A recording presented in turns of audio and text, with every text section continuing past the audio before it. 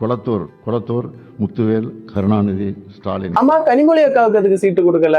ஒருவேளை ஸ்டேட் அரசியலுக்கு அந்த குடும்பத்துல பிரச்சனை உண்டாகுமோ? இவர்கள் வேட்பாளர்கள் மட்டுமல்ல, வருங்கால திருடர்கள்.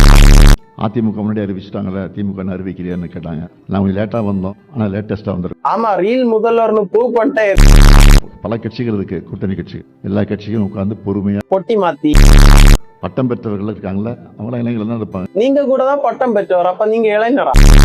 உங்களால நாளை மாலை இதே அரங்கத்துல தேர்தல் அறிக்கை வெளியிடப்படும். ஈவினிங் கண்டென்ட் தரேன்னு சொல்றீங்க. அப்படித்தானே சொல்வார் அவரு. வேற ஒன்றும் சொல்றது வழி இல்லை. இந்த ஆட்சி மேல குற்றச்சாட்டு என்னன்னா அதுதான் சொல்லிட்டே இருக்காங்க திருப்பி. வேற ஒன்றும் சாதனை செய்யல, அது செய்யல. ஐயோ, அதுதான் பெரிய பிரச்சனை. சட்ட ஒழுங்கு சரியில்லைன்னா அதைத்தான் ஃபர்ஸ்ட் கேட்பாங்க. அதான் மெயின் இஷ்யூ. சாதனை செஞ்சதெல்லாம் பெரிய பெருமையா பேசிட்டு இருக்காங்க. இதான் சோதனையா இருக்கு.